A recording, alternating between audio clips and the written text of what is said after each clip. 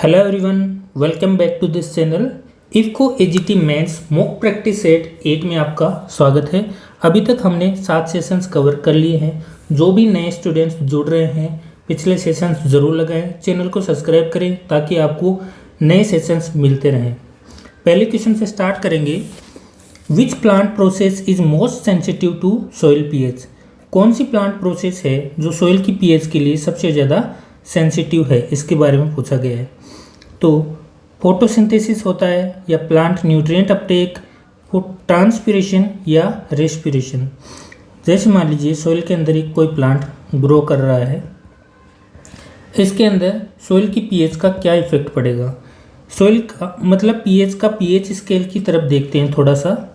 तो सपोज करिए ये पीएच स्केल है 0 to 14, ये इसका मिडिल पीएच है 7। 0 से 7 क्या होगा, यानी कि 7 से जैसे ही लेफ्ट साइड में मूव करेंगे तो पीएच एसिडिक होने लगेगी, यानी कि इधर एसिडिक पीएच होगी। 7 से 14 की तरफ मूव करेंगे तो वो बेसिक पीएच की तरफ मूव करेगी। अब होता क्या है, सॉइल के अंदर डिफरेंट टाइप के न्यूट्रिएंट्स प्रेजेंट होते हैं। न्यूट्रिएंट्स ऐसा तो है नहीं सभी न्यूट्रिएंट्स एक सिमिलर पीएच पर अवेलेबल होंगे। अलग अलग न्यूट्रिएंट्स अलग अलग पीएच पर अवेलेबल होते हैं। तो कुछ माइक्रो न्यूट्रिएंट होते हैं, कुछ मैक्रो न्यूट्रिएंट होते हैं। ज़्यादातर माइक्रो न्यूट्रिएंट एसिडिक पीएच पर अवेलेबल होते हैं और मैक्रो न्यूट्रिएंट बेसिक पीएच पर अवेलेबल होते हैं। लेकिन यह यूनिवर्सल ट्रुथ नहीं है। तो हमने देखा कि पीएच की डिपेंडेंसी किस पर डिपेंड कर रही है, मतलब न्यूट्रिएंट की अपटेक की कैपेसिटी पीएच के ऊपर डिपेंड कर रही है। तो पीएच पर डिपेंडेंसी है न्यूट्रिएंट के अपटेक की। तो आपका ऑप्शन सेकंड सही हो जाएगा। ऑप्शन पहला क्यों नहीं होगा? फोटोसिंथेसिस। पीएच का फोटोसिंथेसिस से इतना कोई खास रिलेशन नहीं है। डायरेक्ट रिलेशन है वो न्यूट्रिएंट अपटेक से है। ट्रांसपिरेशन का भी नहीं है, ट्रांसपिरेशन स्टोमेटा से होता है। सनलाइट ज़्यादा होगी, रिलेटिव ह्यूमिडिटी इस पर डिपेंड करता है। रेस्पिरेशन भी इसका पार्ट नहीं है। अगले क्वेश्चन की तरफ मूव करते हैं। Why is crop residue management important in agriculture? Agriculture के अंदर क्रॉप रेसिड्यू का मैनेजमेंट क्यों ज़रूरी है? क्रॉप रेसिड्यू क्या होता है? जैसे सपोज कीजिए आपने कोई क्रॉप लगाई, यहाँ पर क्रॉप के हार्वेस्ट करने के बाद में कुछ ट्रेसेस बच गए क्रॉप के, तो ये इस पर रह गए। तो अब क्या होगा, ये क्या है, क्रॉप के रेसिड्यू हैं। तो अगर इनको यहीं पर छोड़ देंगे तो क्या होगा कि जब नए प्लांट ग्रो करेंगे उसमें प्रॉब्लम्स आ सकती है। लेकिन दूसरी चीज़ ये भी है कि ये जब डिकम्पोज होंगे तो सॉइल के अंदर न्यूट्रिएंट की अवेलेबिलिटी को बढ़ाएंगे। न्यूट्रिएंट अवेलेबिलिटी इंक्रीज करेंगे, ठीक है। तो इससे क्या होगा, प्लांट की ग्रोथ ज़्यादा होगी, यील्ड ज़्यादा होगी, वेजिटेटिव और रिप्रोडक्टिव ग्रोथ अच्छी होगी, इससे यील्ड ज़्यादा मिलेगी। सॉइल की हेल्थ भी इम्प्रूव होगी, पोरोसिटी इंक्रीज होगी और इसके साथ ही कॉम्पैक्शन रिड्यूस होगा, साथ में ही सॉइल इरोजन रिड्यूस होगा। अब देख लीजिए आपके ऑप्शंस क्या हैं। It reduce soil organic matter. अगर प्लांट रेसिड्यू रहेगा सॉइल के अंदर तो ऑर्गेनिक मैटर इंक्रीज होगा, ना कि डिक्रीज होगा। It improve soil health and reduce soil erosion. Soil health को इम्प्रूव करता है by the providing of plant nutrients and reduce soil erosion. Soil erosion को कम करेगा, ये बिल्कुल सही है। Promote paste attack. Paste attack को इंक्रीज नहीं करता है। Increase soil compaction. Soil compaction reduce होगा जब भी ऑर्गेनिक मैटर डीकम्पोज होगा तो उसके अंदर पोरोसिटी इंक्रीज होगी और कॉम्पैक्शन कम होगा। अगला क्वेश्चन है, what is the primary role of abscisic acid in plants? Plants के अंदर plant growth regulator hormone abscisic acid, जिसको ABAB लिख दिया जाता है, इसका क्या रोल है?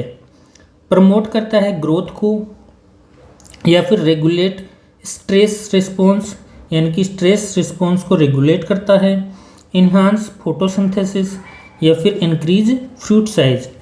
बेसिकली जो ABA हार्मोन है इसको स्ट्रेस हार्मोन भी कहा जाता है। Stress hormone.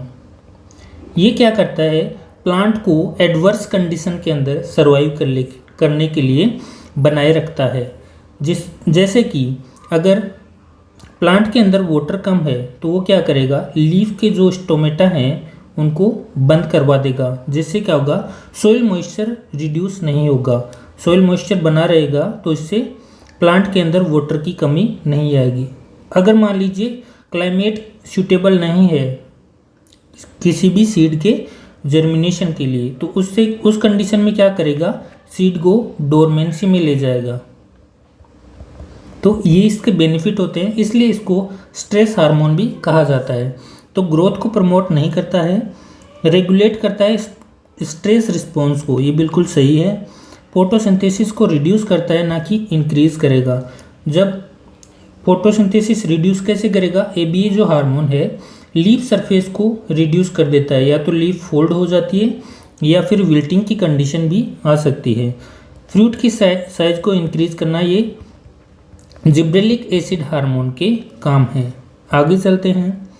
Which of the following is main objective of puddling in paddy. पहले तो ये देख लीजिए पडलिंग होता क्या है। पडलिंग का मतलब होता है स्टैंडिंग वाटर के अंदर प्लॉइंग करना, बार बार एक डेप्थ के अंदर, यानी कि इसकी जो लगभग वाटर की डेप्थ रखी जाती है वो 5 to 10 सेंटीमीटर रखी जाती है। और पडलिंग के लिए वाटर रिक्वायरमेंट भी पूछ लिया जाता है, तो 200 to 300 mm वाटर रिक्वायर होता है पडलिंग के लिए।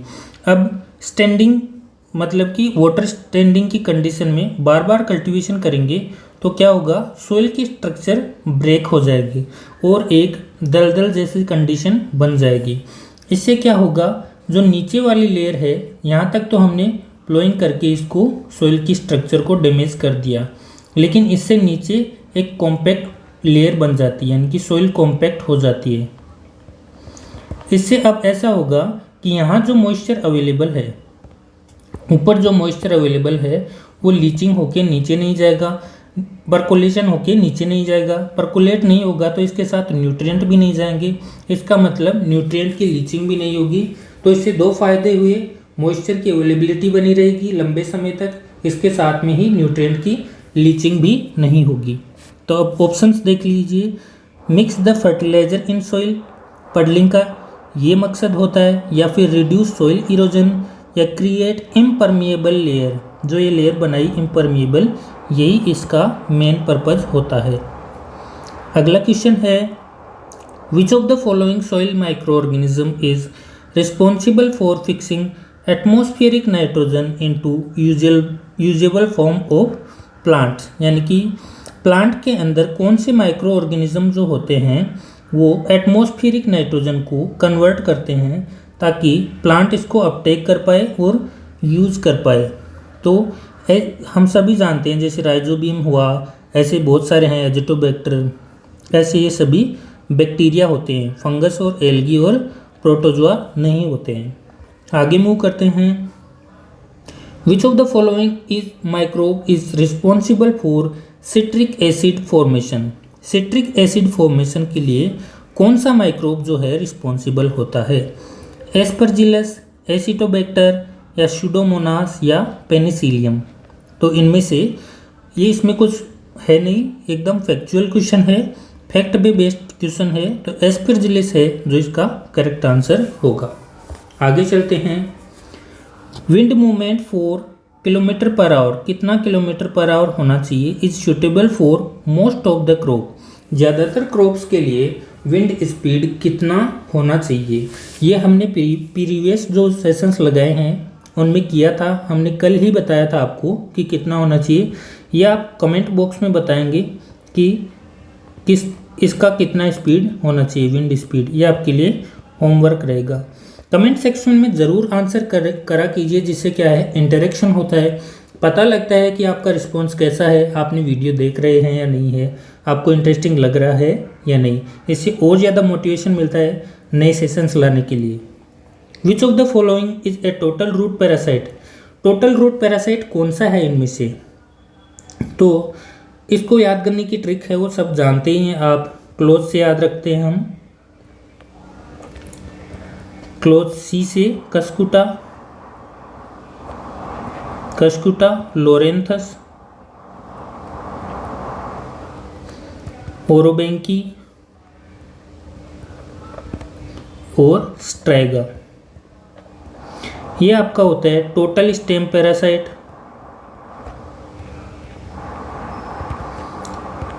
ये होता है पार्शियल स्टेम पैरासाइट। ये होता है टोटल रूट पैरासाइट और ये पार्शियल रूट पैरासाइट।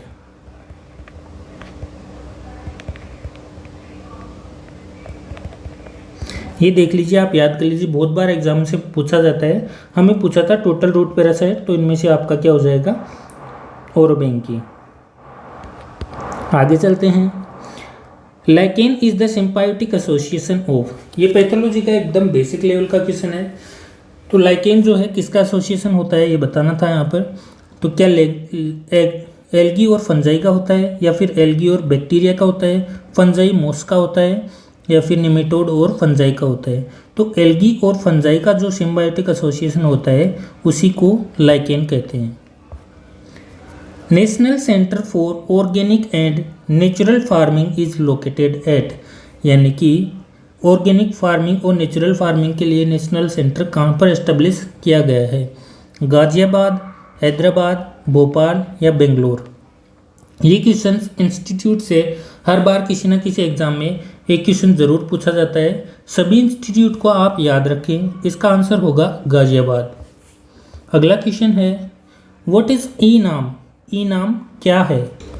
स्कीम से जनरली क्वेश्चन एग्जाम में पूछे जाते हैं। अगर आपकी रिकमेंडेशन रहेगी तो मैं एक स्कीम्स के लिए अलग से एक प्लेलिस्ट बना लेंगे हम, करंट अफेयर के नाम से या स्कीम्स के नाम से। उसमें सभी स्कीम्स को कवर करने की कोशिश करेंगे, चाहे फिर वो आपका नाबार्ड का एग्ज़ाम हो या फिर एएफओ का एग्ज़ाम हो, कोई भी एग्ज़ाम हो, सीसीआई का हो, इफ्को का हो। एक दो क्वेश्चन इनसे आते ही रहते हैं। उन सबको हम धीरे धीरे एक एक करते एक बेसिक फॉर्मेट के अंदर कवर करने की कोशिश करेंगे।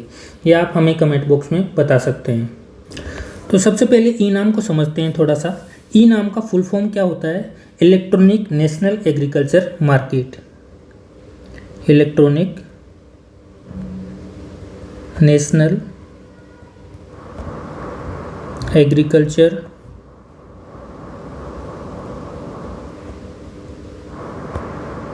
मार्केट, ये इसका फुल फॉर्म हो गया। अब देखते हैं इसके कुछ बेसिक प्लेटफॉर्म मतलब बेसिक पॉइंट्स के बारे में।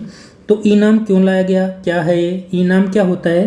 Pan India online trading platform है जहां पर फार्मर अपने प्रोड्यूस को ट्रांसपेरेंट तरीके से, यानी कि कोई एकदम पारदर्शिता के साथ बेच सकते हैं। इसमें कोई मिडिलमैन की आवश्यकता नहीं होती है। इससे मिडिलमैन का कमीशन कम होता है और फार्मर को प्रॉफिट ज़्यादा होता है। अब बात करते हैं इसके लॉन्चिंग की। तो ये लॉन्च की गई थी 14 अप्रैल 2016 के अंदर इसको लॉन्च किया गया था। मिनिस्ट्री पूछ लेगा तो मिनिस्ट्री ऑफ एग्रीकल्चर और फार्मर्स वेलफेयर के अंडर में इसको रिलीज़ किया गया था। इसका ध्यान में रख लेना एक बार थोड़ा सा। और इसकी इम्प्लीमेंटिंग एजेंसी कौन सी होती है, इससे एएफओ में क्वेश्चन पूछा जा चुका है कि इसकी इम्प्लीमेंटिंग एजेंसी कौन सी है। तो वो है SFEC, यानी कि small farmers agri business consortium.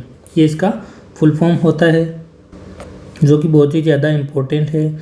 अब इसके ऑब्जेक्टिव्स के बारे में देख लेते हैं। ऑब्जेक्टिव क्या होते हैं, ट्रांसपेरेंसी लाता है एग्री मार्केटिंग के अंदर, जितने भी क्रॉप को सेलिंग के पर्पज़ होते हैं उनके अंदर। और मार्केटिंग जो कॉस्ट होती है उसको रिड्यूस करता है फार्मर के लिए। और फार्मर की इनकम इंक्रीज होती है क्योंकि मिडिलमैन ख़त्म हो जाते हैं बीच से। और यूनिफाइड नेशनल मार्केट होता है ये। और फार्मर्स को क्या है, एम्पावरमेंट मिलता है इससे। काम कैसे करता है, ये डायरेक्टली APMC मंडियों से कनेक्टेड रहता है, यानी कि डिजिटली कनेक्शन मिलता है, जिसमें फार्मर अपने प्रोड्यूस को ऑनलाइन देख सकते हैं कि प्राइस कितना चल रहा है, वहाँ पर ओकेशन करके बेच सकते हैं।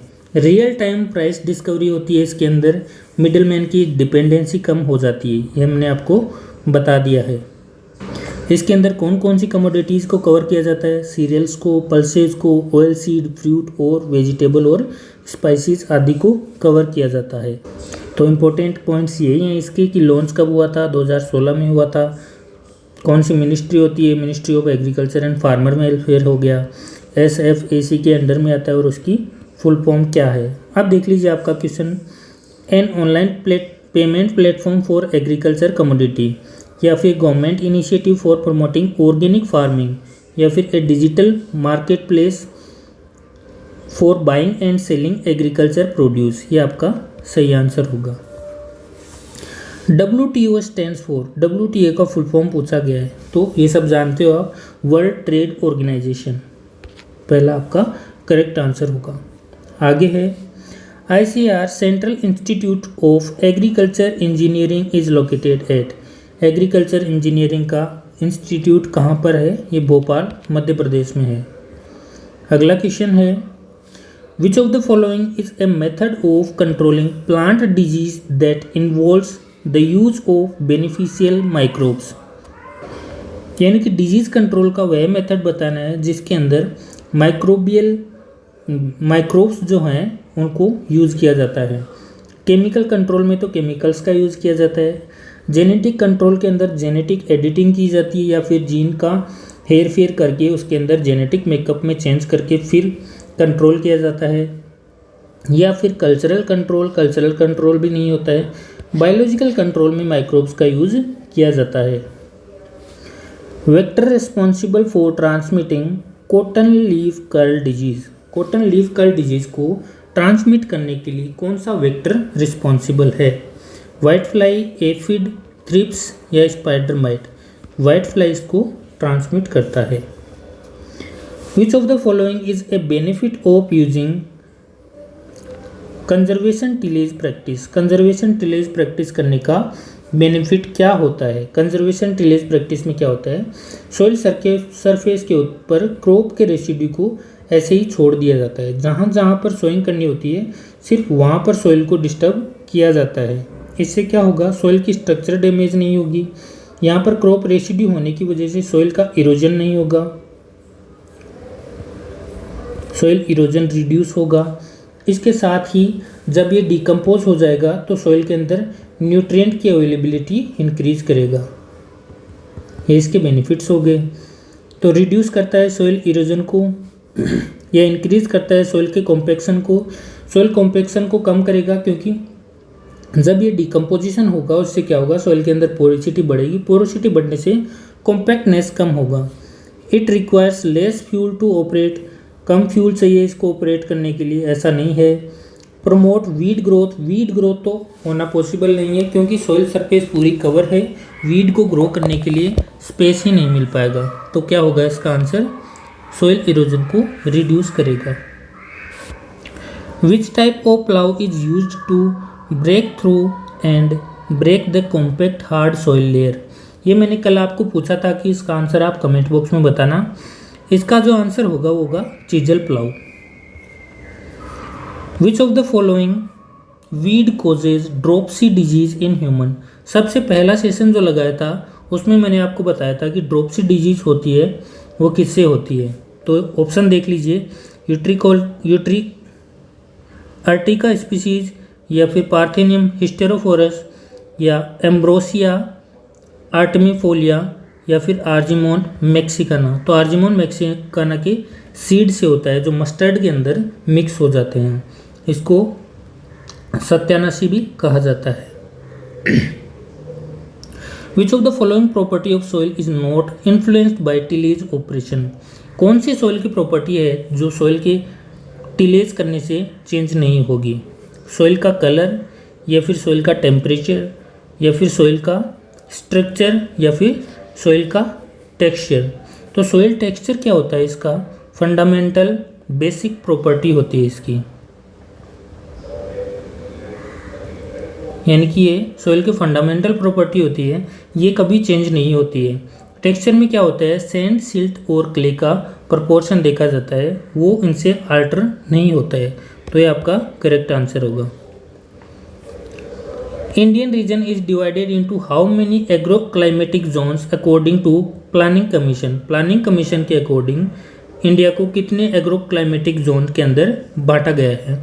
15, 21 या 25 या 14? तो 15 एग्रो क्लाइमेटिक जोन्स के अंदर डिवाइड किया गया है प्लानिंग कमीशन के according. Which one is known as site specific farming? Site specific farming के नाम से कौन सी फार्मिंग को या कौन से एग्रीकल्चर प्रैक्टिस को जाना जाता है? सस्टेनेबल एग्रीकल्चर, ये तो नेचुरल फार्मिंग होता है, या फिर प्रिसीजन फार्मिंग, या फिर ऑर्गेनिक फार्मिंग और इंटेंसिव फार्मिंग।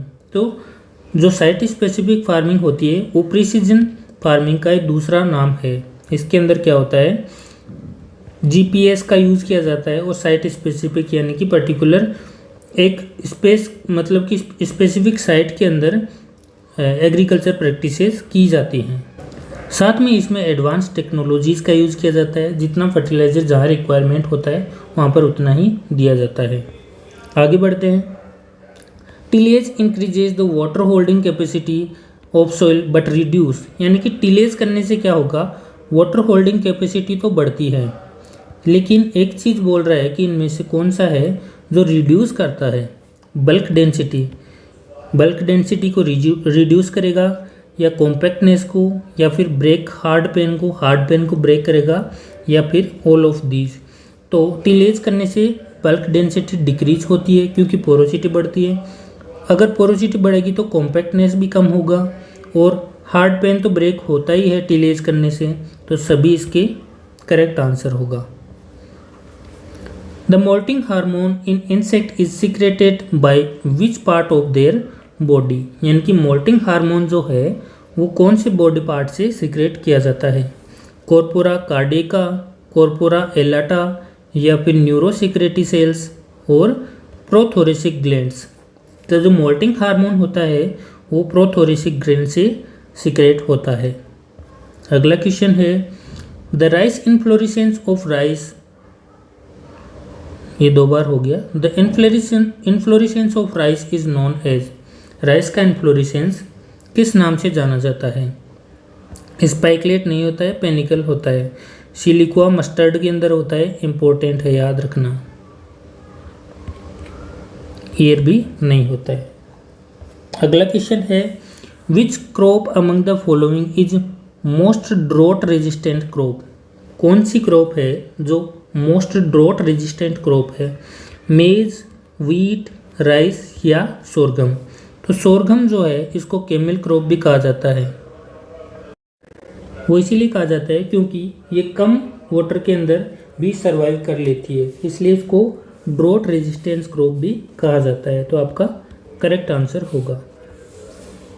आज का सेशन इतना ही था। होपफुली आपको सेशन पसंद आया होगा। अगर सेशन पसंद आया तो वे लाइक ज़रूर करें, और अगर चैनल पर नए हैं तो सब्सक्राइब करें। आगे की वीडियो में मिलते हैं हम आपसे। अभी तक हमने 8 सेशन कवर कर लिए हैं। लगभग 15 सेशंस हमारा टारगेट रहेगा इसमें। उसके बाद आपके रिस्पॉन्स पर डिपेंड करता है कि कंटिन्यू रखना है या नहीं रखना है। Thank you so much. मिलते हैं अगली वीडियो में।